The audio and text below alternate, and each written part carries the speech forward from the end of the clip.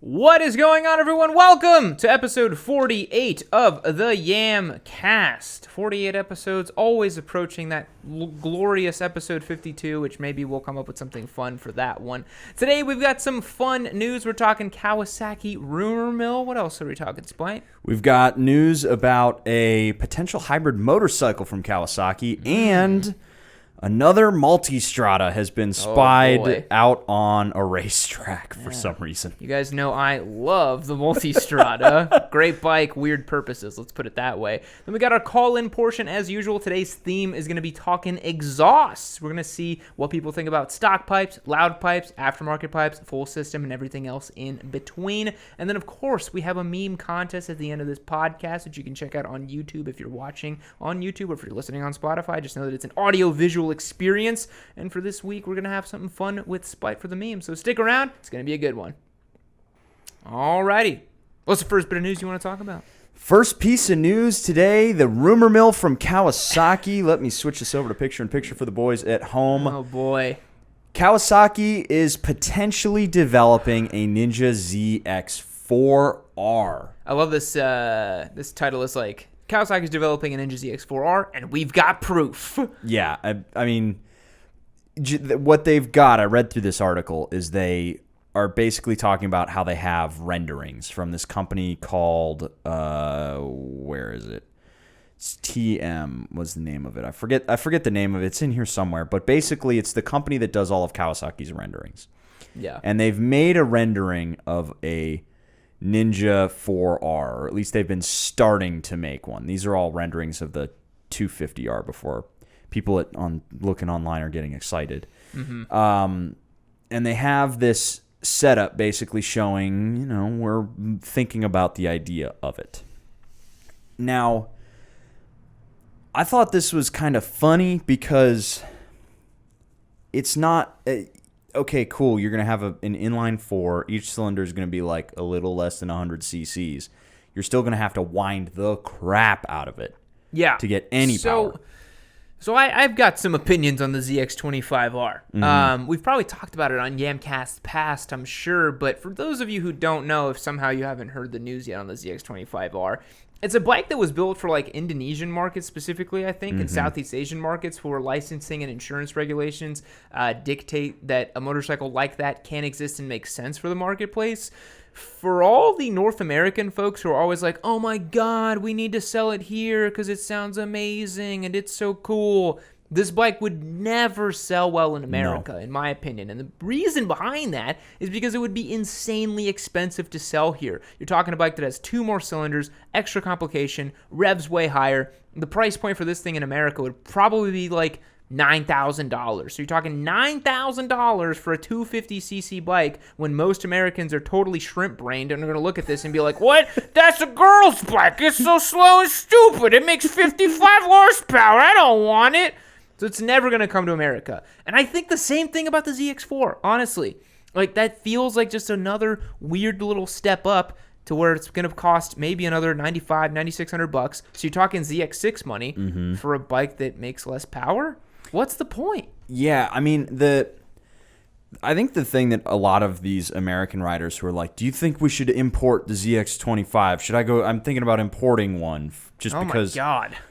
So what you got to realize is that they only make that crazy 55 horsepower number at 17,000 RPM. Literally, yeah. It is literally 17,000 RPM. And they zing up quick because they're small, but you still have to just keep it always on the boil or you're not feeling anything out of these bikes. Yeah. Like, you think an R6 is gutless. Yeah. Dude. It's like down low, off the line, they have nothing. No one's home. Yeah. So people are all excited. They're like, oh, it's such a cool idea. Little baby inline 4 constantly banging off the limiter, and they see the 55 horsepower number, and they're like, oh, that's really cool. I can have a beginner bike, a small bike. It's making a lot of power. Yeah. Kind of like the CBR 500R makes more power because it has a little bit bigger of an engine. Yeah. But that doesn't tell the whole story. It's how it rides, and it doesn't ride the way that you would want it to. Yeah. You literally have to just be this. all the time. I think because it actually has 2 throttles that you have to open up. You have to got open one both with of the them. left, you got one with the right to truly activate all cylinders. But I think that bikes like this, in the beginner's mindset, one of the big things that I see and have felt myself too when I was a beginner rider many, many years ago is there was a part of me that being like, I know I should get a small bike. It makes more sense. I fucking hate the way these things sound. I want the inline 4 sound. Mm-hmm. And so a lot of guys and girls think that by getting the ZX25, they'll get the inline 4 sound and they can have a good beginner bike, right? Mm-hmm. But it's not the same thing, It's a really expensive bike if we were to import it. A ZX4, in my mind, would probably make like 75, 80 horsepower, something like that. I would wager probably at the very bleeding edge is probably about 70 would be my guess. Yeah, maybe 75. It is a 399 cc, right? Mm-hmm. And it's gonna, let's say it revs to 17,000 RPM, mm-hmm. right? We could do some napkin math using the ZX6 and try to figure out what the horsepower would be. I would say like 70, 75, 80, somewhere in that range, right? So yeah, mm-hmm. beginner appropriate. But again, all the power's at the top. You got to rev the piss out of it. And it's like I was telling you, I think it's why we've seen so many bikes that are torque first selling so well, Yes. Why is it that the R6 and the ZX6 and the CBR, all these high revving, screaming, small displacement inline 4s are not selling? Because they kind of suck to use as a street bike. Oh my God. They suck. Yeah. I mean, even the R6 sucked. Yeah. It was, when you get it up on the boil, it's fun. But you literally have you get to 8,000 RPM, which takes a while on that bike. And then you got to keep going. Yeah. You got to get to 8,000 and then double it, and then you're having fun. I mean, it's why I had a V-twin to start because I got a real bike as my beginner bike. And then I had my inline 4, I had my V4, and now I have just a thumper because they're so torquey and they're so much fun to play with. You get the snap. That's what you want on a street bike. Yeah. This is not that. Let's take a more generous approach. If it did come, who would want this? Some folks I've seen in the comments on Discord and some other places, saying like, oh my God, I'd put my money down immediately. I'm trying to think of who would actually want this, maybe the kind of guy who's into like something like an R7, right? Who likes that 70, 75 horsepower race ready bike. This would make similar power and it's kind of novelty. What about like an ultra lightweight race bike? I don't think this thing would weigh any less than like a Ninja 400. It'd probably weigh more than a Ninja 400. But it makes more power. I suppose. And you're literally on the race bike, you're keeping it in that power band the whole time. For sure, yeah. But there's no class for a 399cc inline 4. Not yet. So you're going to buy a bike that you're banking on a class to exist in the future? Because a bike like that's, if you're talking racing, a bike like that's not competitive. There's no point. Literally no point. They won't let you run it in Twins Cup, I don't think. But that's the thing. If they got it here, maybe they would because the displacement's smaller. Let me think about this. So obviously in Twins Cup right now, I think it's up to 680 or 700cc. I think it's 700cc twins for CMRA and Twins Cup and Moto America and stuff like that. But this isn't a twin; it's an inline 4. It's an inline 4, so you have to drop the displacement down. They don't let 600s race because that's a different type of bike. Would they let a 399cc inline 4 race in twins? Maybe, I don't know. But anyways, I think this is really for more like a track day enthusiast type of dude. Yeah, not really a racer kind of guy. I mean, small bike fetishist, dude. Yeah, absolutely. That's what it is. Full-on small bike fetishist. Could you imagine trying to like take one of these around Coda or something like that? No, man. I already feel stupid at Coda on my 675. It's a leader bike track through and through. Yeah. Again, if this does make it to the U.S., it's going to be one of those bikes that kind of like the R7. We will have to buy one and talk about it and look at it because everyone's going to want to know about it. Yep. So it's like a non-negotiable have to buy kind of bike. Mm-hmm. Do you think, because this is the ZX25, doesn't have very aggressive ergonomics. You can see the seat is lower than the handlebars. What do you think a ZX4 would be? Do you think it's like an RS660 style bike? That could be cool. God, we're getting so like what's happening with motorcycles? I feel like our paradigms of like you get a 600, you get a 1000, that's it. Now it's like, well, there's 660 twins and 660 triples and inline 4 399 seats. Like there's We're going all in between them, you know? The middleweight naked category, it's like all 900cc twins now. What? I mean, this is the world we live in when we're trying to...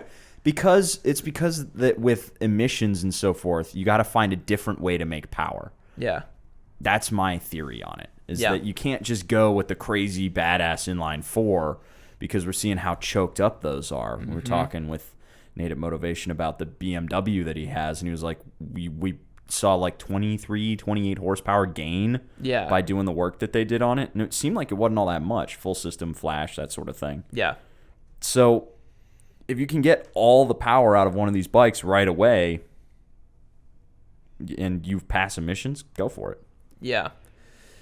Well, we'll keep an eye out for the ZX4 if we see any more rumor mills on it and that kind of stuff. I can't imagine a world in which it's actually going to exist and we're going to sell them here in America. But, given our appetite for 600s. But hey, if it does come, we'll get one. We'll ride it. We'll do it. ZX25 is never going to make it here, so no.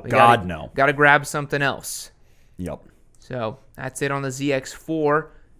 Spite, what's our next bit of news here? So before we jump in, guys, if you were on stream, I just dropped the sheet in the Yamcast channel on Discord so you can follow along. I realized I forgot to do that earlier, so it is sitting in Discord for you. Our next topic, spy shots from the road and track focused Ducati Multistrada. Spoiler alert, the Multistrada was always road and track focused. Never an enduro bike. Never. But God, like, it had an enduro mode. God, like Ducati's so annoying sometimes, dude. Come out the Multi, they're like, no, it's gonna be all enduro. They're like, okay, just kidding, it's a sport touring bike. We know, I'm sorry. Like, are you kidding me, dude? I think that this is just another way to add another SKU to fleece somebody else out of.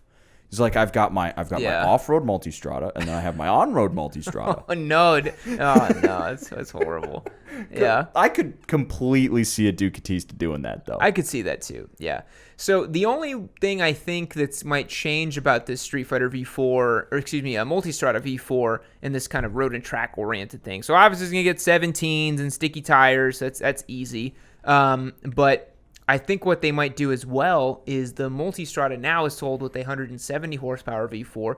Maybe they'll just put the full Zoot 218 or whatever horsepower V4 in it, right? I could see that being the case. That's a real differentiator. That's a big difference because that's a lot more power. And I mean that now you obliterate every other fast adventure bike, super tourer, because the KTM 1290 Adventure S, the street one, is only doing 180. Only? It's only got 180. That's pathetic. Yeah, what are you gonna do? Those are girl numbers. Got to get your numbers up real high. You need two more cylinders and at least over 210 to be competitive at this point. I mean, this world of motorcycling that the Multistrada occupies is so bananas to me. It's completely off the wall. Yeah, it really is. Remember when we had the Multi for like 3 days and we're all just like, what is this thing? It was gigantic. It was so big. People don't realize how big those big adventure bikes actually are. It was so fucking big. Like, commanding is definitely the word I would use for it. Remember with the saddlebags on the side? I could barely put it in the garage in here. It didn't fit between stuff. It's wild. We have probably 5 feet from the wall to the probably wheels. more. Probably more. 6 feet from wall to wheels, basically. Oh, from like where the bikes are to the wall? Yeah. Oh, yeah, that's like 5 or 4 feet. Yeah. Okay. Which it was a struggle getting the Multistrada in and out of the shop with just that much space. It was funny because I had the bags off and I returned it back to Ducati, and I was like, all right, here's your bike back. He's like, are you missing something? I was like, check my pockets. I was like, nope, have a good day. And he was like, where are the bags? I was like, oh shit. And I had to come back and get the bags for him. Supposed to return it and keep the Ducati bags. But those Ducati bags cost like $2,500 a bag. Literally, yeah, because they were the hard, nice shell cases too. That's why I was like, we'll go get the bags. So he drove me back because I took an Uber there and he picked up the bags. It's just funny. Again, sorry, Ducati Austin, that I talked smack about the Multi. I didn't really like it. I'm sorry. But maybe I'll like this one because it's actually doing what it's supposed to do. It's not pretending it's a friggin' off-road bike anymore. I mean, right? Like, that makes me feel better. Like, this is just admitting that they made a really fancy, fast sport touring bike. That's what it is. That's all it is. It just happens to have like kind of long travel suspension. But on a bike like this, that kind of long travel suspension is just good for soaking out bumps. Totally. That's it. Yeah. But that's fine. And that's great. I'll give you this. The Multi, even with the 19-inch configuration I had it in and tested in, dude, on the highway, I was like, I can crush miles with this thing. I can do 200 miles, one sitting, not even feel it, you know? And that's awesome on those bikes because really, spoiler alert, they're glorified Gold Wings. Yeah. Let's be real here, guys. Like, let's not beat around the bush. They're Gold Wings for people who don't want to buy a friggin' Gold Wing. Somebody, a Gold Wing guy with taste. I mean, it's like a guy who wants a Gold Wing and he looks at it online. He's like, I can't do it. No. Too much dad energy on the Gold Wing. Yeah. Pull up a picture of a brand new Gold Wing and then let's look at it compared to the Multi. All right. Because they both basically do the same thing. Let's be real, you know? Yes. Granted, one's going to make 200 plus horsepower. So the 2020 Gold Wing Tour is the one with the bags on the back. Yeah. So let's go to images. I mean, that's a car, dude. Look at that thing. That's literally a car. It's a flat 6. Look at the size of this thing, too. The crazy thing is that it's all this is all plastic. It's not metal. It's No. It's all just fairing and plastic, yeah. Look at that slab. This is a bike that will literally just crush miles. It'll just ride itself. You can just fall asleep and it'll be fine. You get it started, you start sitting here, and then you get it on the highway, and it starts riding itself, and then you hop back in the passenger seat. Yeah. So yeah, if you're not willing to co-sign on that ultimate dad bike life, the Multistrada V4 S or Track Focus, whatever they're going to call it, will be there waiting for you, my dude. I mean, for that purpose, perfect. Awesome. Nailed it. Yeah. It just took Track day bike. What do you think? Oh, fuck no. No, I mean, you'd have to be a maniac to do that. Yeah. But there are some maniacs out there, so sure enough, I bet you there will be a track prep Multistrada out there sooner or later. Probably. Would that be fun on the back straight at Coda? You tuck in behind your windscreen? Could be cool, honestly. If you want the one bike to just do it all, you know? Yeah. Then you just get that one. You got to fork over, what, 28 grand for the pleasure? Probably more for this road and track focused Multistrada. Yeah. I bet. Probably 30 starter with a $35,000 upgraded package. I could see that. Yeah. Brembo Stylemas on that bad boy, apparently. Of course. The finest. With 330 rotors. Ducati says, only the finest of the pinchy boys for my Biscotti rotors. Well, you know, if Ducati feels like it, I'll take that one out for a ride too, but I feel like I'm never going to get another Ducati press bike ever again. Ever. And I really want to ride the new Monster, but I'm not going to be able to until I buy one, so it's a real bummer. Then we can be able to say whatever we want. Exactly. Yeah. Not be beholden to the Biscotti boys. Nope. But with that being said, we have one more piece of news, right? Yes. After clowning on the Multi now. Our last piece of news, this one's really cool. So this is from a little while ago. April 9th was when this article was released. I was just thumbing through Cycle World looking for something to talk about. And I found that Kawasaki is working on a hybrid project, which that's wild. I think this would be the first actual hybrid motorcycle because they're saying that there was a hybrid scooters, yeah. But this would be the first hybrid motorcycle, which that's neat.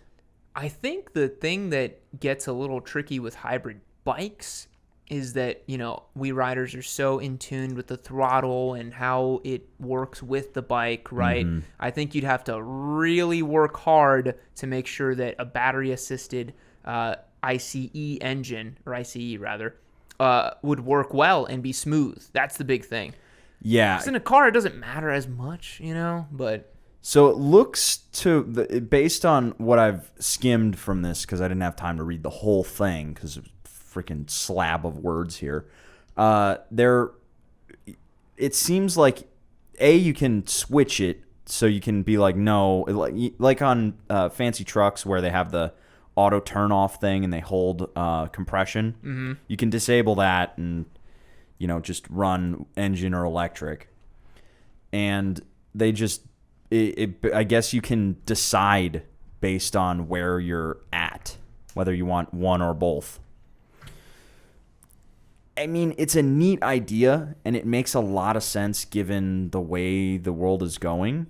This might be a way to get some folks to transition from entirely gas-burning engines to maybe thinking about picking up an electric bike. I feel like hybrids work really well in the automotive space whenever you have a vehicle that has terrible gas mileage that you want to help, right? Yep. Like hybrid trucks, really cool because they get a vehicle that used to make 16 miles to the gallon like my truck does, apparently, that I found out, up to, 20, 25, something like that. But a motorcycle already does, like 45, 50, 55, 60 MPGs in some cases, right? Like a Grom literally does like 95 MPGs, right? I think something like that. I think it's over 100. Yeah, because it only holds like 1 gallon of gas in the tank. So, does a motorcycle need a hybrid to be more efficient? I'm not sure. Can it be used as a performance add-on? Maybe. I don't think. I mean, so in terms of power adders, you get a lot of torque, but it's not. The thing about that is you'd have, instead of assisted, you'd have to have basically the ability to switch drivetrains, right? So you'd be engaging just one of the two motors on the bike. Yeah. Which that would be really weird to do in such a small package. I've got it. You do a hybrid 399cc inline 4 ZX4. You get the bottom end torque from the motor, and then it zings up to the red line. Retail is $14,999. And then I'm a genius. you have made a motorcycle that literally no one on planet Earth would buy. Literally, yeah. I mean, it's a cool piece of technology. It's a cool idea. Yeah, and I think honestly we're going to see more of these innovations in the electric space because we have to. It's going to happen. I mean, there's already so many automakers saying that by like 2030, they want to like not even make new gas vehicles at all. Yep.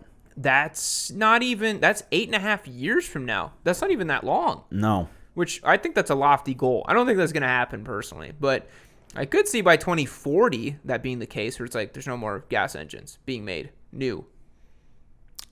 I feel like we're closer to having 100% not commercial, but just normal people using 100% electric. Your big trucks, and your semis, and commercial vehicles, buses, all that stuff. Yeah, you're not going to be able to escape the internal combustion engine for a while. Yeah, just because those engines are expensive, those motors are expensive. Well, relatively speaking, it's cheaper than some batteries and stuff, right? Like so much R&D has been poured into internal combustion engines that, the batteries are just going to be way more expensive for now, given what they have. And there's also no infrastructure for electronics or electric stuff as well right now. That's the big problem, which, Ford's trying to fix with their new F-150 Lightning and stuff, and they are committed to putting more chargers in places. And I think once that becomes more ubiquitous, then sure, we can probably get there. But yeah, I think it's going to be a while till we see no more gas engines, particularly for motorcycles. Like if we take a further step back and not look at that whole industry, but just like for like two-wheeled vehicles, given that most of them here in the U.S. are like pleasure vehicles, I highly doubt that people want to switch to electric or even are willing to do electric. But let's say, for example, there's a world in which this is a city bike. It's like a Z650 with a hybrid motor on it, on the back. Literally sounds like the worst thing ever. I'm just theorizing. That bike would make me want to jump off a cliff, but my hybrid Z6, my hybrid versus 650. Okay. I mean, if Kawasaki's working on that, they're gonna make a hybrid versus 100%. Yeah. But so it's a commuter. It's a guy. It's a guy who goes, say, 40 or 50 miles in and out of the city to work. Yeah. Maybe a guy who lives out in Pflugerville commutes to Austin. Okay. So you ride in on your motor on the your internal combustion engine on the highway, and then you switch to, just goofing around on the the motor in the city, the electric motor in the city. I could see it. And then you subsidize the price by having some rebates because it's a hybrid. Mm-hmm. And then maybe while it costs $14,000 to buy, it evens out to maybe the price of a little bit north of a Versa 650. Yeah. I could see that. Yeah. And I could see people who are nerds taking advantage of that. It's true. That's true. Yeah. Well, maybe Kawasaki will make a hybrid motorcycle one day in the future. Wouldn't that be something? That would be interesting. Let us know down below what you think about hybrid Kawasaki motorcycles. Do you think it's sacrilege or something like that? Hashtag not my motorcycle. Not my motorcycle, but I want a real bike. Give me a 2006 Sportster. Anyways, guys, we're going to move to the call-in section of the podcast. Have some fun talking exhaust. Speaking of hybrids and emissions and all that stuff. Talk about that. We'll see you there. All right, everyone, welcome to the call-in portion of the podcast. If you guys are Discord members, you know the deal. If not, go to yammie.co, become a Discord member by signing up. You can get access to our Discord server, our live streams, exclusive content, a bunch of awesome stuff, a member meetup feature. You are definitely going to want to join up there. But without further ado, Discord boys, if you press and hold Spite's name on Discord, you will be patched in, and we will start talking to you about exhausts. So let's get into it. First up, we have Millennial Malaise. Quick on the draw. Millennial Malaise, you are on the Yamcast. How's it going? Hey, pretty good. Actually, shout outs to Progressive Insurance. I had my first oopsie the other day. Oh no! Fun. What happened?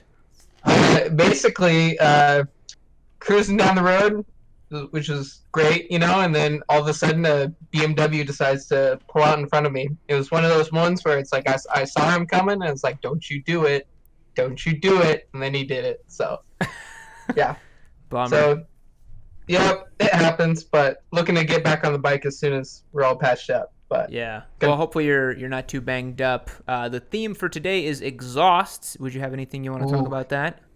Oh yeah, so this is just like my 2 cents, but the whole like loud pipe save lives, like that's not really why you get an exhaust. Like ditch that whole like thing, because really what it's about is like it's about putting a smile on your face, and like that's all that matters. It's like, as Whitney would say, it's like gives your soul a boner.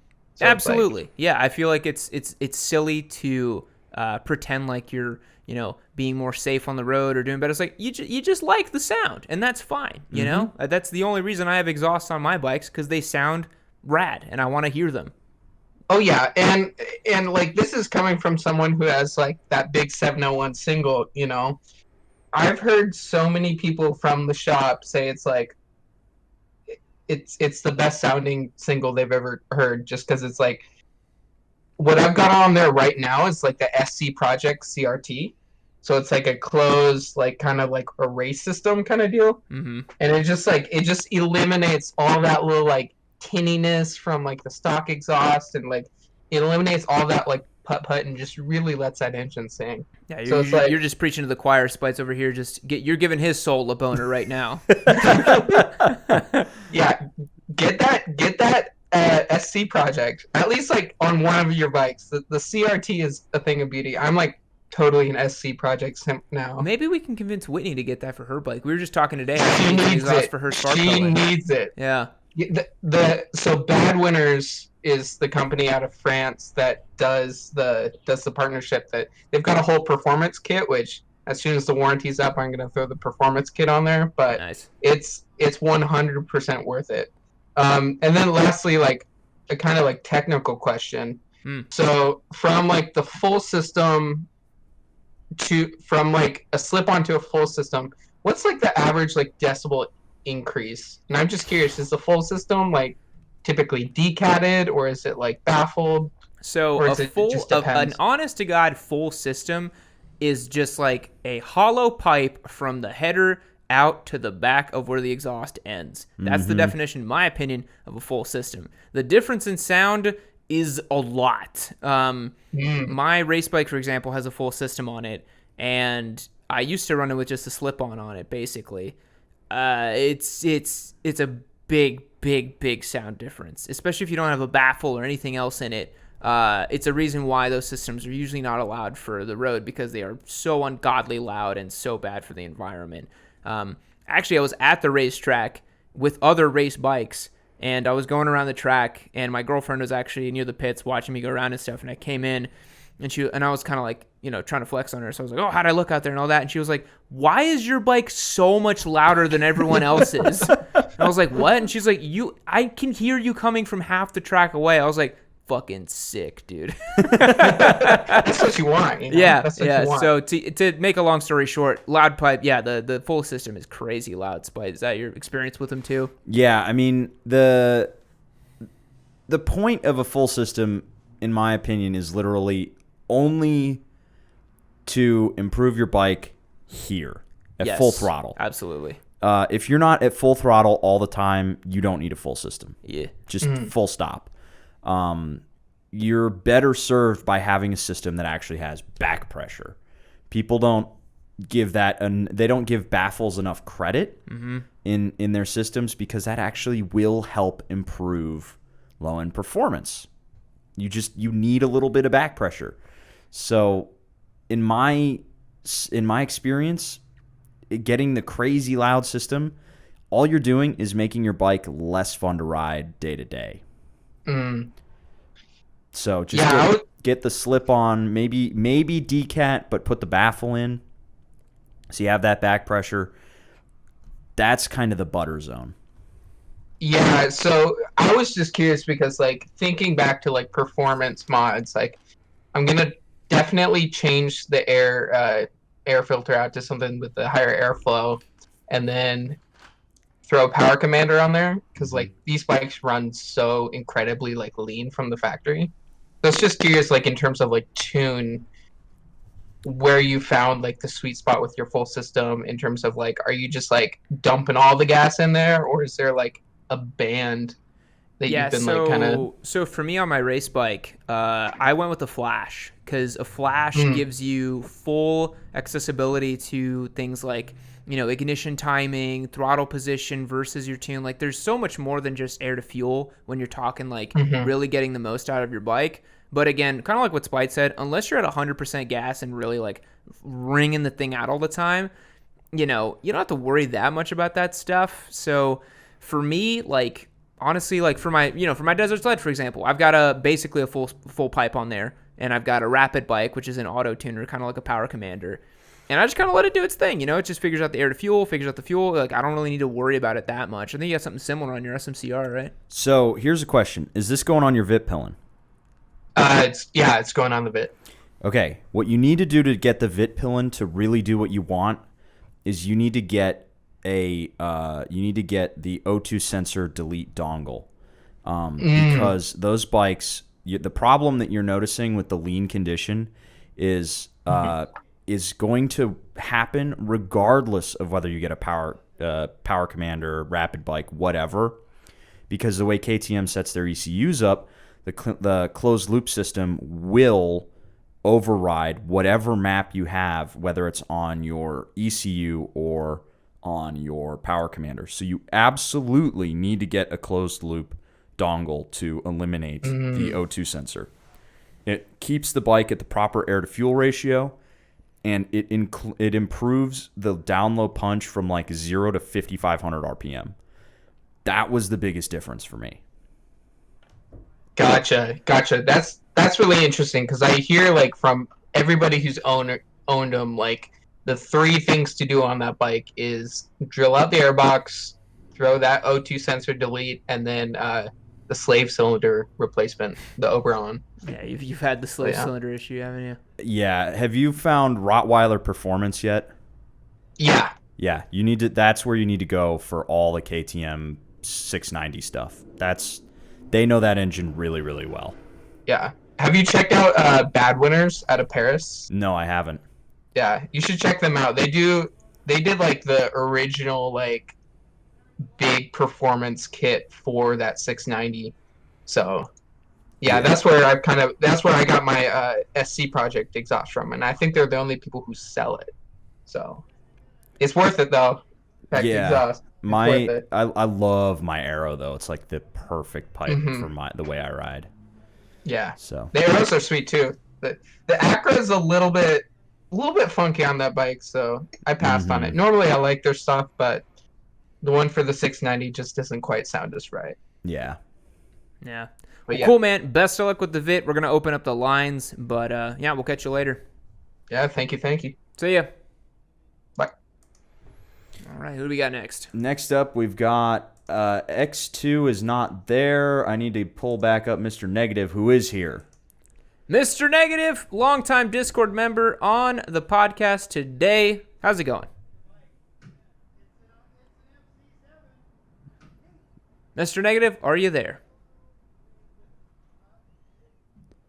Getting a flatline signal. Yeah. Mr. Negative. Okay, we'll have to wait. Hello. Oh, there he is. He's back. There we go. Are you there? Yep. We are here. How's it going, guys? We're doing well. Good to hear from you. Longtime Discord member, for those of you who don't know. Our resident boomer, as it was. So we're talking exhausts. Do you have anything to bring up or chat about? Well, I was gonna mention about the loud exhaust or full exhaust. I know that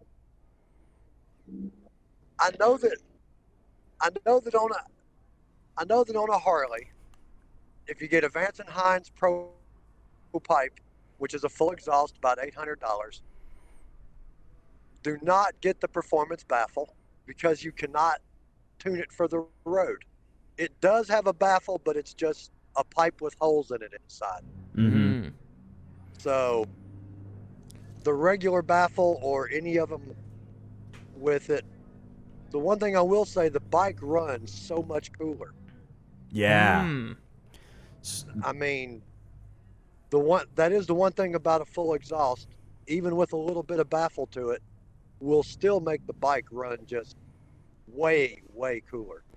That's one thing I noticed on my street rod so it had the Being that I smoked cigarettes, I used to be able to light my cigarettes off of the stock header and could barely light them off a full exhaust.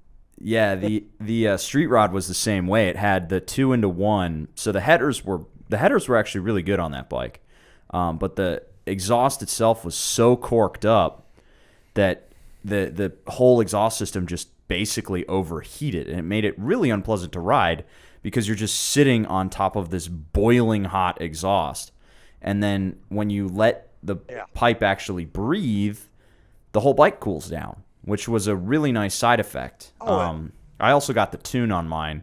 I used the Vance & Hines FP3, which I think is the easiest tuner in the world to use. It's literally... I forget which Vance & Hines I have tuner. Yeah, you just plug it into the data link port. Screaming Eagle tuner, which was awesome. Yeah. It's one plug and you're done. But they lost that lawsuit, so... Yeah. So, surprise benefit of full system, I guess, is running a little cooler. Mm-hmm. Yeah. Doesn't cork it up as much. Yeah, I guess because the heat Harley doesn't get doesn't out. run closed loop. Mm-hmm.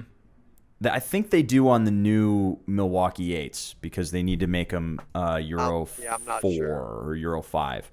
So I think the new... I know for a fact the Street line did run a closed loop system. But I think the M8s do now, too. Tube would know. Yeah, Tube would definitely More know. than likely. Yeah. Well, Mr. Negative, we appreciate the call. Thank you for letting us know how badass you are by lighting your cigarettes off your glowing headers. That's kind of cool. Now, I'll never be as cool as you. Cigarettes at the track. Absolutely. I could just imagine him going around on the Fat Boy with And I can't wait to go back again.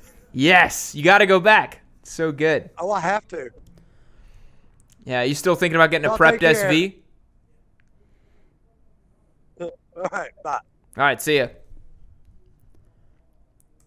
Bit of a poor connection there, but we made it work. Who's up next? Next up, we have Wade on the line. Hey there, Wade. You are on the Yamcast. How's it going? Oh, it's good. How are you guys? Good, good. We are talking exhaust today. What have you got for us? Well, I had a question before. Can we ask or can we speak about GP at all, or is there no race Oh, talk man. this week? Well, since you are on the air, so if you want to have a GP question, feel free. Let's go. We might Okay, so we we'll might skip- lose some listeners right now, but that's all right. Well, it wasn't a question. I have a couple theories about our Lord and Savior Rossi. Okay. And I wanted to get your opinions on them. So, Okay. why he's probably the GOAT. Marquez is coming up, possibly will be the next greatest of all time. Just a couple more seasons if he can get after this injury, and he's not too old yet. I think he has that potential. But Rossi, our Lord and Savior Rossi, who brought GP to the world pretty much, my two theories on why he's not riding super great this year.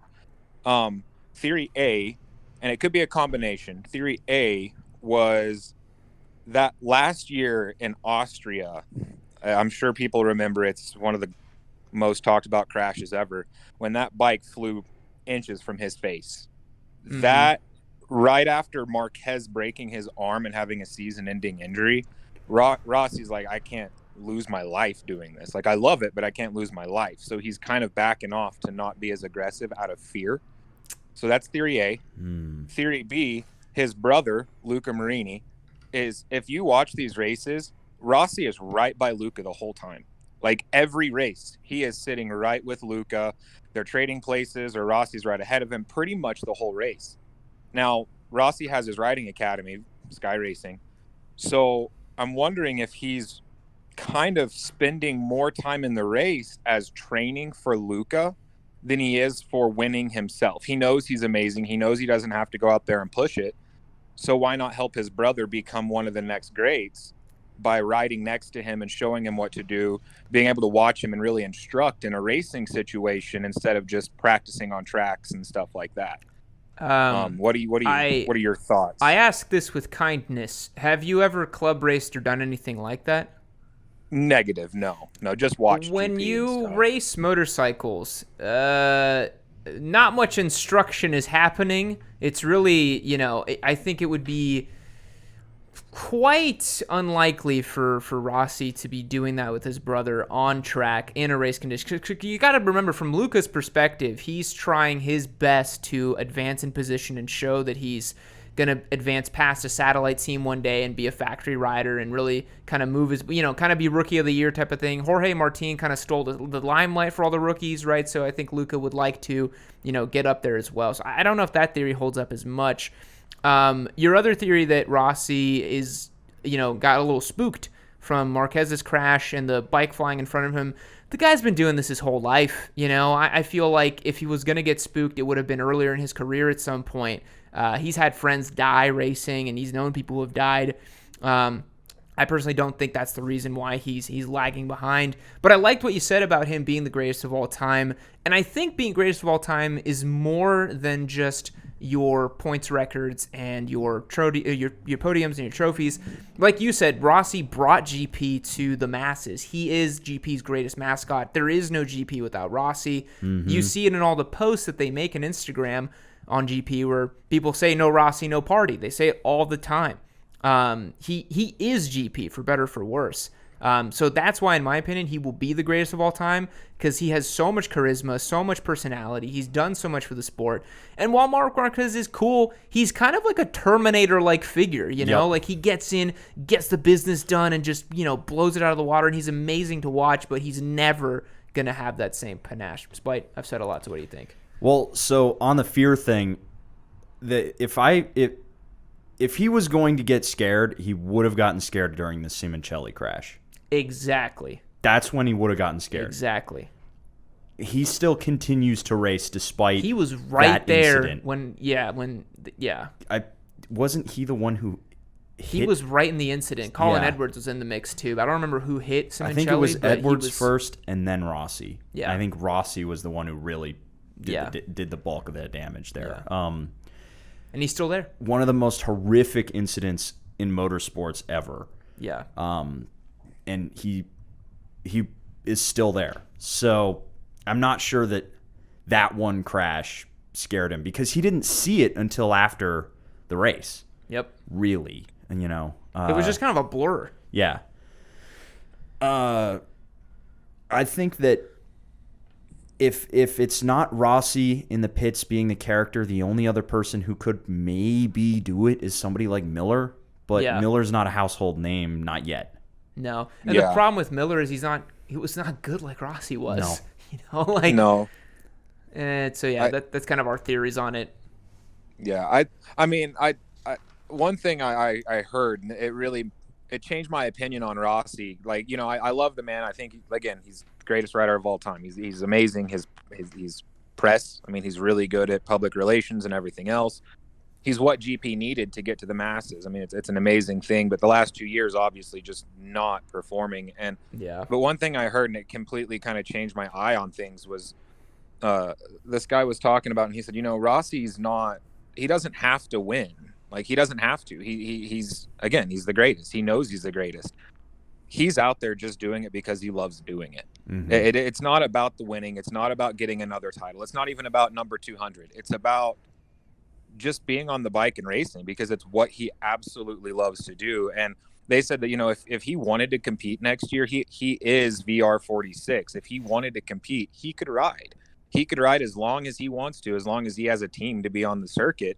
And they're like, and when you look at it, he's doing it out of love. He's doing it with a smile on his face, whether he wins or loses. And I was like, the passion behind that makes me like appreciate even more that he's riding, even if he doesn't win for the next, he could ride 10 years from now. And if he never wins again, I'd still love it because he's doing it out of pure passion, not so much competition anymore. There's two things for that. I think one, there was an interview he did not too long ago where he was honestly disappointed with himself. He was like, you know what, like racing's fun, but getting P17, P16, P18 week in, week out is not fun. He was saying that on record, basically being like, I don't want to be on the grid, kind of being at the back of the grid because it kind of sucks, right? No one wants to be looked at like Tito Rabat for better or for worse, right? Like the drive-by for Tito right there. That's savage. You don't want to be considered that, right? Like No. it's embarrassing. So I don't think he wants his legacy to be thought of that. I mean, personally, like I personally view Rossi's placement on the Petronas team as a bit silly because that team is designed for new riders to come through in a satellite capacity and move to factory. It was really weird to me to see him go to a satellite team for a team that's specifically designed, like Fabio is in there, right? Quartararo was in Petronas 2 years, moved up factory. They have a system in place for that, right? So I don't know, man. To your point, yeah, he could rock a VR46 bike and ride until he's 60 on the grid, but I feel like that would be a denigration of his legacy, personally. Yeah, I could see that. I could see what you're saying. Yeah. But no, but if it was just purely out of just the pure passion of what he does, I mean, I love it, man. I'd love to see it. I mean, he's 42 years old out there still riding and ripping and having fun. I mean, I think it's great. I think it's so cool. Yeah, and how old is Jack? He's up there in age, isn't he? Jack Miller's only like 28. It's 28. Yeah, it's funny because like some of these GP guys coming in are like so young. They're like 21. That someone like Marquez or Jack were just like, oh, they're the old dogs. Like this guy's not even 30 yet. Like, yeah. Marquez was born in '93. Yeah, I'm older than Mark Marquez. Yep. Yeah, which is by just weird hair, to think. But yeah, we have and I find that interesting. Now, quick before we go, quick thing. Who are you picking on? Who are you picking for Mugello this weekend? So we were talking about this pre-stream. My pick, I think Pecco's going to walk away with it for sure. Fabio close second, and then Miller third place. That's my podium. Okay. Spite? I'm thinking probably that if Miller really wants to be the top dog, it's going to be Miller, probably Quartararo, and then Pecco with. You don't think Pecco will win on home soil, dude? Miller might bring the heat. They will drown him in pasta sauce. They will kill him. I'm kind of with Spite on the Miller thing. He's 2 races. He's on fire. I mean, he's feeling it now. He's won. He knows what it feels like. Like he's been in there for years. He knows the circuit. He's been there. He's ridden that race plenty of times. Yeah. He proved his knowledge and his age, quote unquote, in GP last weekend by being able to race in the rain better than a lot of people, other than Marquez, just if he could keep a bike on the track. Yeah. So I mean, his experience in that, and now that he's won and he feels that fire and he knows that he can do it, his mindset isn't a, because he even said in a interview, you know, about, you know, when he got in front, all he was thinking was, now I have to try to keep this. I have to try to keep this. Yeah. Now he knows what it feels like. He's like, oh, let's just ride. Like, I'm in the front, just keep riding. Like, let's just have a good time. And Yeah. I think Zarco might be up in the 3, and obviously Quartararo. I There's think no doubt in my mind dark he'll be in horse there. picks for Mugello are Zarco, Marquez, and Morbidelli. Mm-hmm. Those are 3 that I think, besides Pecco, Quartararo, and Miller, could also be in the mix. It's going to be an interesting race for sure. Yeah, I think if Morbidelli wants a better bike, he needs to get a lot more podiums so he can get that factory spot that he deserves. Man, I mean, No, he's just they just need to get him a modern bike. I think honestly, my personal opinion, Morbidelli needs to tell Yamaha to go fuck themselves and go ride with another team. Yep. Like, I they have agree. treated him so poorly. They put so him on a poorly. Suzuki. He could do some damage. Oh yeah, I'd love to see him on. You're on like Suzuki. Alex Rins sunsetted. Yep. He's a good. Alex Rins is fast, dude. He's a Yeah. good rider. They'll never get rid of him. But Yeah. But Anyways, they sure as man, hell ain't getting rid of love Mir. watching Chad Yeah. this year. yeah. Well, Well, anyways, we I'll got to let you open up guys the go. lines. But I appreciate the GP talk, man. We had to sneak it in somehow, right? Right? Yeah, had to. Yeah. Y'all have a good evening. All right, Thank later. you. Bye. Who's up next? All right, up next we've got A Social, not there. Squid Ceviche, not there, and I Am Log. I am Log. You're on the Yamcast. How's it going? Doing good. How are you two? Good, good. We are talking exhaust today, or at least we're supposed to be before we got sidetracked with GP. What can we do for you? So, kind of like a theory I've been having. So I kind of followed the power sports, at least automotive, with 4 wheels, not motorcycles, not that much at least. But Mhm. so right now, I'd say there's a kind of like a disconnect almost between motorcycles and normal cars, especially with power parts. So, because the one thing I did when I was younger, first vehicle, straight piped it, obviously. Of course. And I got a lot more looks to me than the Harley guys with basically no exhaust at all, basically open headers. Yeah. Because So I don't know if my initial gut impression is that the Harleys are expected to be loud, That's what I was going to say. and the car is not. Yep. And so what I was kind of thinking is that recently there was a huge bill that was trying to get pushed through of trying to get rid of power parts for on-road use. And I would kind of consider exhaust to be, the power parts for motorcycles. What would you kind of see if all of a sudden now an exhaust system or a different exhaust system from factory is all of a sudden illegal for motorcycles on road? I think there would be like riots in the streets for motorcyclists, man. I don't think you could put that genie back in the bottle if you try to make that illegal. I think it would be illegal for like a year, and then there'd be so much backlash that it'd be legal again, honestly. From the Harley guys, like the Harley guys would just For not. sure. The Harley guys, for sure, dude. Like, I didn't even think about them, but yeah, I mean, they actually have real political lobbying power by way of the AMA and some other groups, so they could actually get in there and reverse something like that. So that would probably be the only times I'd be like, Harley guys did something good, but... Yeah, it's kind of like a theory I've been having of just for some reason all of a sudden people expect motorcycles to be loud, but at the same time, if your car is loud, people are like, "Oh God, why is your car so loud? Like it must be something." I think you also have to remember that for cars, most people think of and treat them like appliances. It'd kind of be like if I came over to your house and your fridge was making some crazy loud sound. I'd be like, dude, what's up with your fridge? Why is it making a crazy loud sound? That's kind of how I view cars too. Like, I mean, I just got a new truck and I'm not going to put an exhaust on it. I want it to be as quiet and as nice as possible. You know what I mean? Because I treat it like an appliance, basically. I don't treat it like a passionate, performance-oriented thing like I do motorcycles. So that's just my take on it. Everybody gives me so much grief for having a bone stock Mazda Speed 3. Yeah. I have not done. I was surprised. absolutely. I was surprised when I saw your car and I was like, "Oh, that's like a bone stock Speed 3." I was like, "That's crazy. You wouldn't see that normally." It's bone stock. I didn't do anything. No tune, no exhaust, no nothing. Yeah. Yeah, that's an issue, Spike. That needs to get solved. It won't. I got a Oh, wait, KTM. man. Yeah, you have a KTM now. That'll definitely help. Yeah. Yeah, I'd say that if they tried to make them illegal, everyone would riot. So that's our take on that. We're going to take a couple more calls, though, man, but I appreciate you calling. Thank you. Thank you. All right, see ya. Let's take maybe 2 more. All right. So next up is Loop TJ. Loop TJ, you were on the Yamcast. How's it going? Going well, guys. How are you? Good, good. We are talking exhaust today. What can we do for you? Yeah, so I never really thought I'd want an exhaust, but now after hearing all you guys go through all your updates to all the giveaway bikes, it sounds like kind of a cool idea. Mm-hmm. I've got the XSR 900, and there's a ton of options for it, and the triple just sounds beautiful anyway. So what do you guys recommend on making that thing sound better, but not make me deaf and hate the scream at like $9,000 when you're cruising on the highway?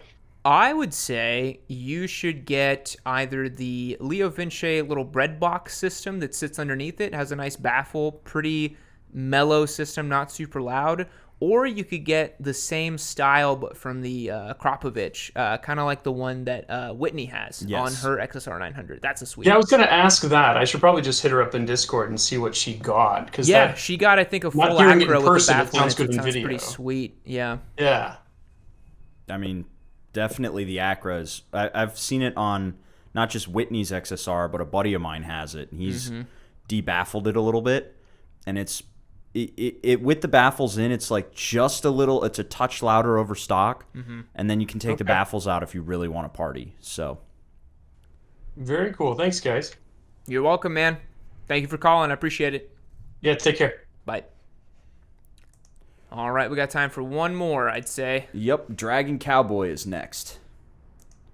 Dragon Cowboy, you're on the Yamcast. How's it going? It's good. Hey, what's up? We are talking exhaust today. What can we do for you? Yeah, so I wanted to talk about specifically Yamaha and how much effort they put into their stock exhaust and how they sound. Do you think they put a lot of effort or not much effort? Well, because you see, Yamaha is not only a motorcycle company; they also make like musical instruments. They dabble in a lot of like acoustics. Right, the tuning fork, as it were. Yeah, and if you began seeing the new MT-09, how much they began tuning the airbox, the exhaust, some of the ignition, just to get a specific sound they wanted. And you've also seen it before in cars. For example, the Lexus LFA, the exhaust was developed by Yamaha. I am not a huge car guy, but the Lexus LFA, that V10, that is a sweet, sweet sound that thing makes. It's ridiculous.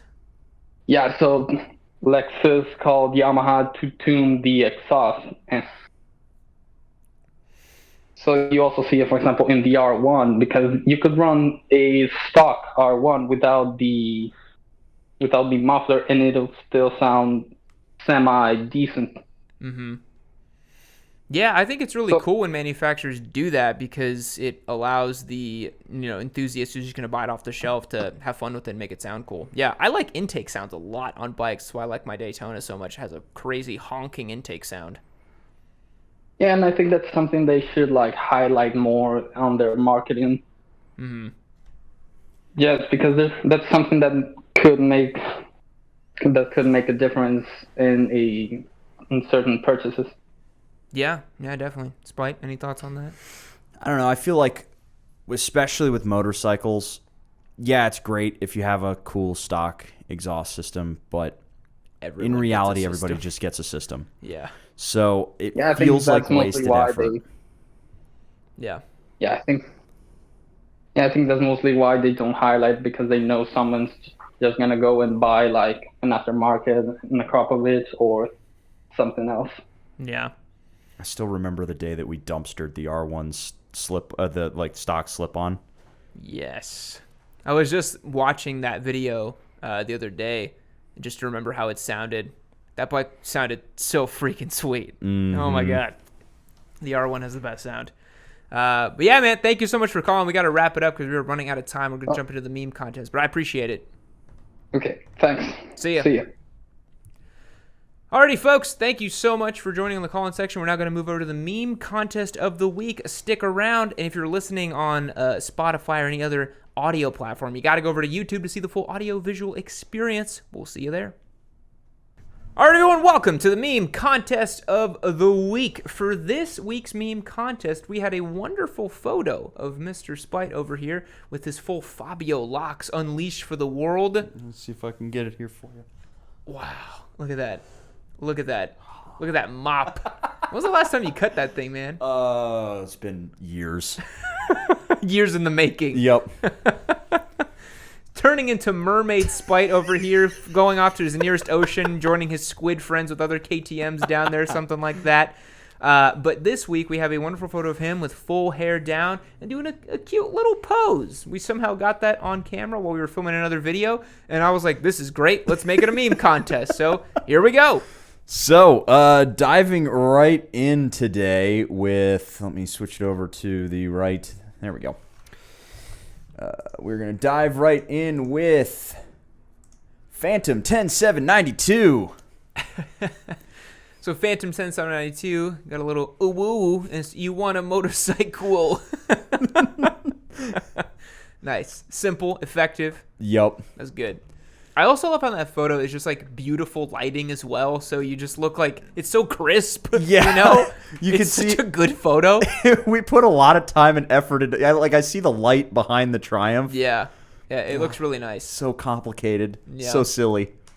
So for Phantom 10792, quality and funniness today. All right, so quality for this one. You know what? We've just got text on screen, so I think that feels like a 4 to me. A 4. Yeah, And funniness. pretty funny. How about a 5.5? 5.5. Yeah. Next up, Millennial Malaise with probably one of the higher effort Photoshop jobs here today. We posted this on Instagram. This one's good, dude. So I'm not, I think, in tune enough with the Japanese stuff to know what exactly is going on here. But you do just look like a happy little. What hat is that you're wearing? I like your blush. Yeah. There's a lot happening here. Not only do we have blush, we got the little Harley Davidson paperboy ticket collector on the train hat with a Sportster in the upper right and a Harley Davidson logo in there. I'm not sure what the maids are all about, but It must be some Japanese thing we don't understand enough. our minds are not evolved enough. Yeah, people think we're weebs, but I don't know what's happening here. So if someone can let me know in the comments, that would be great. But I do like this image quite a bit, even though I don't quite understand what it's supposed to be. I think it's a bit of a cursed image. A little bit. I think we're going to see a lot of cursed images today. Yes, we are. I have a feeling it's going to happen. So, for Millennial Malaise, quality here. It's Very high good up there. Photoshop. I think an 8 for quality. Yeah. Good qual. And funniness. How about a 6.5? Because I didn't quite understand it, and I didn't get a big belly chuckle. But I know it's just a funny looking image. You know? I think a 6.5 is fair. Yeah. So that's 14.5 for Millennial Malaise, swinging for the fences already. Bad Assler is up next with, I believe, the Home Alone poster. That works so well.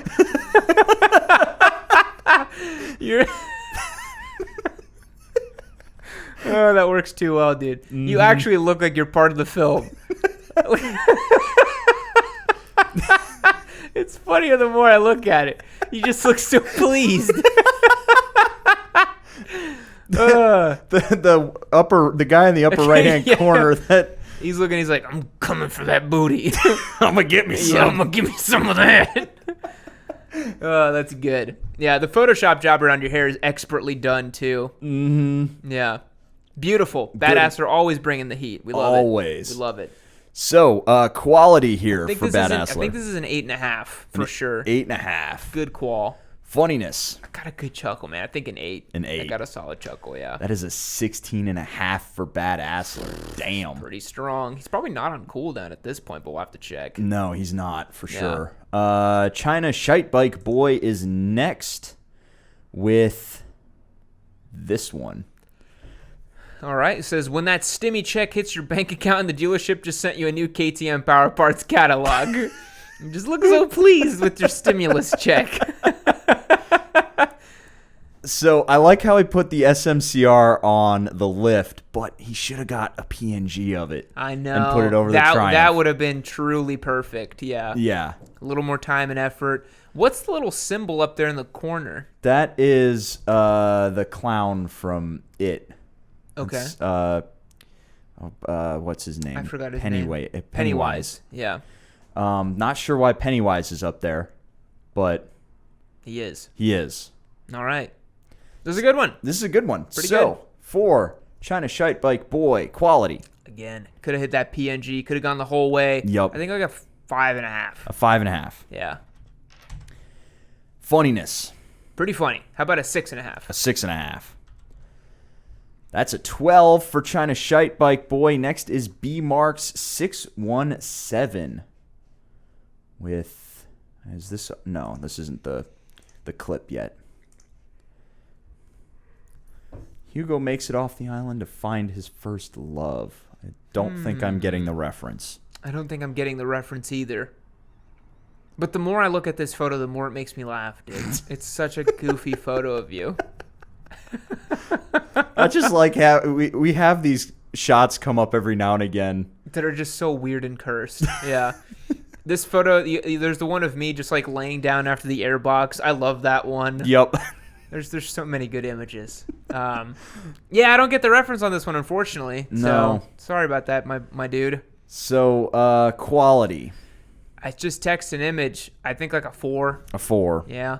And then funniness. Well, I got nothing. I think a 1. Unfortunately, Yeah. I don't understand what it is, so I'm really sorry we didn't get the reference. That's a 5 for B Marks 617. Yeah. Next up, we have Wolfheart, which is this guy right here. All right. The bike I paid good money for. Bike is kind of like that. And then me admiring another bike on the street. Just sad bike in the corner. That is what this image kind of looks like, you know? Mm-hmm. A little bit of that, the angry girlfriend. Yeah, it does have that feel. energy to it. Again, the lighting in this photo is just so crisp and dramatic and cinematic, you know? Like, this is a good photo of you, Spite. It's mesmerizing, one would say. This should be the one that we use in the docs that we send out. The sponsorship deck. Yes. It should also be the wallpaper for everyone on the team. What if we got on Josh's computer and changed his wallpaper to this, and every photo on his desktop was just this? That would be great. I love this. Yeah, it's a good one. Yeah, I like the concept. Agreed. The execution is a little funky. I don't even know what kind of font that is. It looks like cursed Comic Sans. It kind of does. Yeah. So, quality here. I want to give it like a... Well, he did paint the little thing on the bike. How about a 5? A 5. Yeah. And for funniness. Pretty funny. How about a 6? A 6. I almost put a 0.5 on there. Next, the Lava Melon. Good username. Good username. Simple. The Lava Melon provides us here with the Scream, but just face swapped. Mm-hmm. I like your face in the Scream painting. So pleased. The more I look at it, the funnier it gets. Yeah, I'm telling you, it's a funny ass picture, man. It's great. All right, that's good. Yes. Simple. So, the Lava Melon quality. I think a 5. It's a very simple Photoshop job. What do you think? I think like a 5.5 because you did do the face swap situation. Yeah, that's true. That's true. Funniness. 6. A 6. All right, and next up we have Delhi, which is this one is our first and only GIF. Okay, get the guy. I feel pretty. Oh, I went too fast on the last one. Too there. fast. Oh, you didn't go. There we go. When you want to feel pretty, Triumph. Okay. All right. This one. You just. All right. All right. All right. I'm not sure that this one It's doing it for me. I don't think this one delivered quite well, yeah. So, quality here. Well, it's a GIF attached to a top text, bottom text. Let's give it a 4.5. 4.5. Funniness? Given you're all right, I think it's going to be pretty low. How about a 3.5? A 3.5. Yeah. That's an 8. Next up, we have a purple Liger. So nice. This one we need to point out is it's basically knocking on the Bakuan thing. Yeah. I like that. This is good. Yeah, this is nice. I like that it's a Gen 2 Busa as well. Mm-hmm. Not that Gen 3 garbage. We don't talk about that one. The premier Hayabusa man bike is the Gen 2. Truly. A bone stock brand, like fresh, new Gen 2 Hayabusa is a Hayabusa man maneuver. There was one at Get On Moto Fest. That was a clean Busa. That was a very clean Busa. Bone stock. Bone stock exhaust. Yeah. Probably purred like a little kitten, butter smooth, you know? Mm-hmm. Well, this is quite good. I like this one. Yep. Good Photoshop job. Yeah, it's nice. For a purple Liger quality, I think a 6.5 is in order. A 6.5. Mm-hmm. And funniness, 5.5. A 5.5. Yeah. That's a 12 for a purple Liger. Next one, I'm not even gonna try to say that one. It's too many words and too many syllables. And I think it's pronounced Husqvarna. Husqvarna. This is supposed to be like a World War II propaganda poster sort of deal. Okay. Deep cut. He's watching you. Some abstract art, perhaps? Something like that? Yeah, it was. He was like, you should read the title, and it was Spite. I forget the words exactly, but it was about World War II propaganda posters, something or other. Okay. Excuse me. Not a particularly known meme format, I don't think. No. This one's tough. Yeah, I'm not sure it's 100% executing for me. Yeah. So, quality here. 5, middle of the road. Yeah, I think a 5. The shop was pretty okay. Yeah. Funniness. I think just a 1. I know. It's one of those things, unfortunately. Didn't quite land for me. Yeah. Next one is CAD Lad for me. CAD Lab for me, what is that? The Magical Annie musical. The musical. It says, "You're never fully dressed without a smile." What does it say at the bottom there? Can you read that? Brought to you by Triton Motorcycle, made for a man, strong enough for a woman. That's great. I like to imagine this is how you wake up in the morning and you look at yourself, you know? It's more like that. But I wish I had the just, woke up bright-eyed and bushy-tailed, looked at myself in the mirror like this. Yeah. No, usually I'm like, oh, fuck. It's like the alarm's going on. Due to unfortunate circumstances, I am once again awake. So, for CAD Lad, for me, quality. I think this one for quality is a 6. A 6. Yeah. And funniness. I think a 6.5 for funniness. A 6.5. Yeah. It's a 12.5. Next up, we have Fog. Oh, Fog always, he's brought us some interesting ones lately. Let's see what he's got today. Okay. I like that image of you, the kind of pensive Spite. When squids say lane splitting should be legal everywhere all the time. And then Happy Spite, when they drum up support on Reddit and tackle state legislative policy to legalize filtering and proactively repair the negative image of splitting for the benefit of riders and motorists both. That is so I like how he took the time to write it super detailed really well. Yeah. The sentence structure is good. Went way over the top with it. Look how much longer your hair is now, because that photo I think is from like last year. The wall is blue in the back, right? Is from the Duke 390 Living With thumbnail. I love that you know that off the top of your head. That's crazy. Mm-hmm. I saw the blue background, so I was like, that was from last year for sure. Yep. But yeah, look at your hair now. I feel like the more we do the YouTube thing, the more entropy happens and the more zany things are getting. You know what I mean? Like, we probably look back 2 years ago from now and be like, wow, we're so normal and, like, put together. Soon we'll be, like, costumes all the time and triple turboed Groms and shit. We will not have reached peak YouTube until we show up, much like Shade Tree Surgeon did, in a pimp costume to the meetup. That's true. That's true. I mean, that guy's already there. He's already there, yeah. I thought you were going to say until we reveal the Turbo Hayabusa, but I mean, that will be peak. Mm-hmm. That's peak Yammie Noob right there. Peak Yammie Noob. It's going to be amazing. Subscribe. Why aren't you subscribed? Yeah, you gotta. It's all your fault. Yeah, it's all your fault.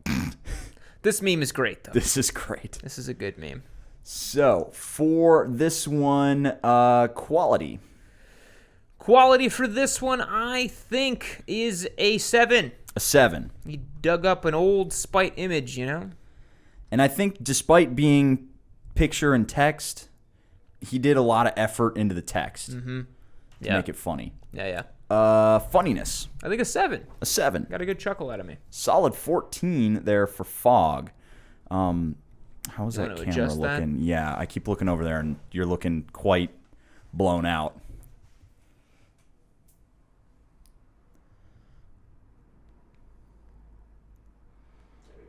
Okay. Down to 8 hundo. Ugh. Next up, we have A1 Aces.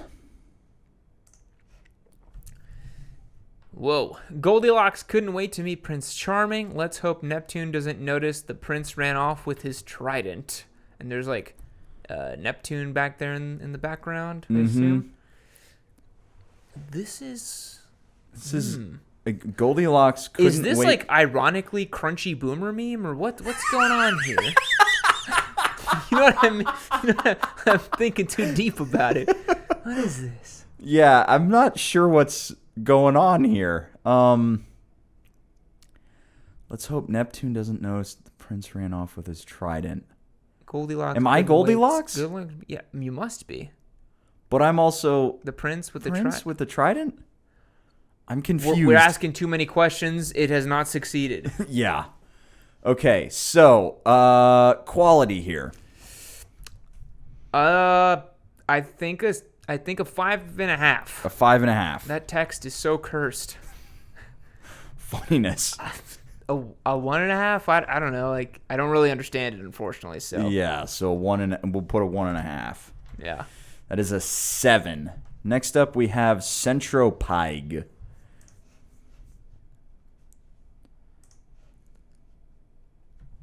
Okay. Isn't that special? It's an image of you and then thought bubble. Isn't that special?